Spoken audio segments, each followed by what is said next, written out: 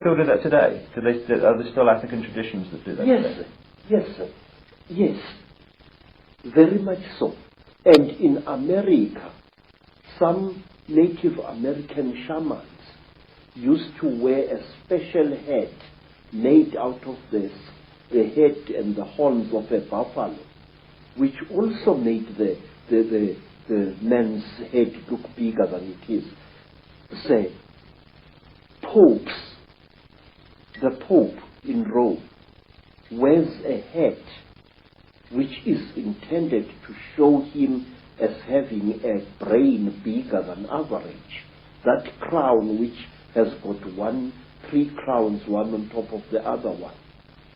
And now, bishops, especially in the Greek Orthodox Church, they wear crowns like that. And the Tsar of Russia, one of the Tsars, wore a bulbous crown which was in two sections, which made his head bigger than it really was.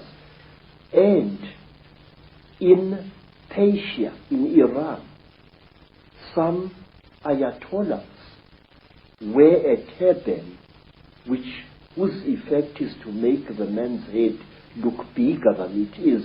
So does a Sikh. And so, for that matter, to the ancient priests of Israel, they also wore an iron-shaped headdress, whose impression was to give him a far and above size head. Aren't there also traditions in which they manipulate children's heads as they're growing so that they become more stone-like? Yeah. During my travels in Africa, sir, I came across an amazing people whom you must visit. They are called the Mangbetu people, and they live near Lake Rudolph in Central Africa. They are a beautiful, aristocratic people. And what they don't know about the universe is just not worth knowing. The Mangbetu people believe that an elongated skull with a flattened forehead pleases the gods. They flatten the skulls of their children, causing constant headaches to the child, even when the child has grown into adulthood. And I asked a beautiful Mangbetu woman, "Madam, why do you torture your children this way?" The woman, the wife of a senior chief, said to me, "Look, the gods want us to be like this." The story that you're telling, Credo, from the African perspective, is it in effect the same story as told in the tens of thousands of clay tablets found in what we now call Iraq, who've become known as the Sumerian tablets, that talk about a race of gods called the Anunnaki, who came in and brought knowledge, ruled the people, and interbreeded them? Yes. Do you say, therefore, that the Anunnaki in those stories that have increasingly, of course, been translated in a number of books, they were reptilian, you say?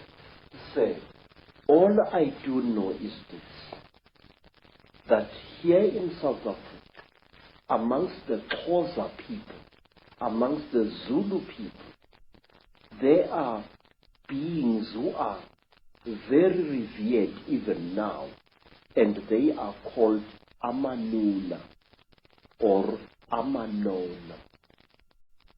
Amanono is Zulu, Amanuna is Xhosa. Now these beings are godlike beings, we are told. They can change their faces. They can change their appearance. Yes, sir. They are shape shifters. A manuna, now if a Xhosa man has married a very beautiful wife, a wife whose face seems to change every day. He teases that wife by calling her his inuna, linuna lam. In other words, a shape shifter. Say, it is said that the people who are closest to the hearts of the Manuna gods are women. And why?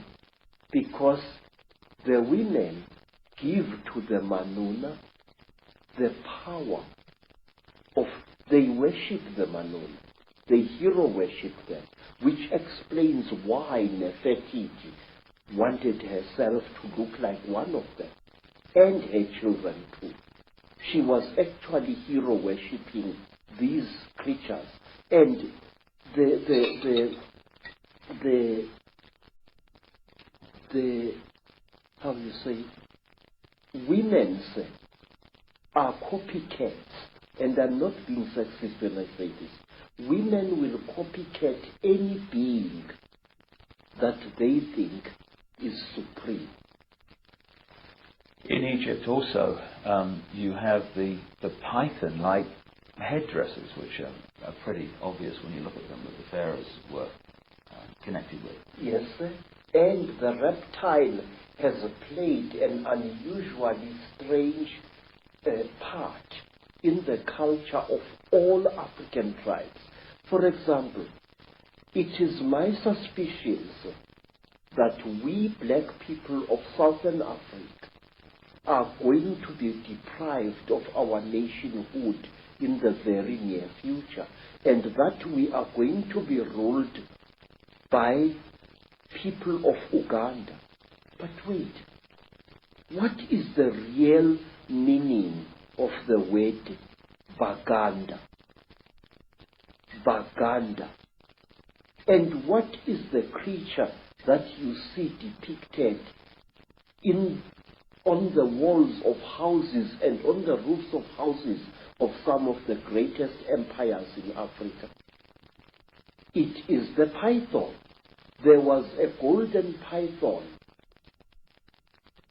which was used as a decoration on the roof of the house in which the king of Benin, the Oba, lived. Zulu people revere the mamba, a very terrible snake. Zulu people revere other snakes as well. And in Venda, in the northern Transvaal, the Venda people regard the snake as well as the crocodile as sacred. And they, even today, their girls dance at initiation, a long, rather sinuous dance representing the movements of a python. And they call that dance the Domba dance. And Domba is the ancient name for a female python.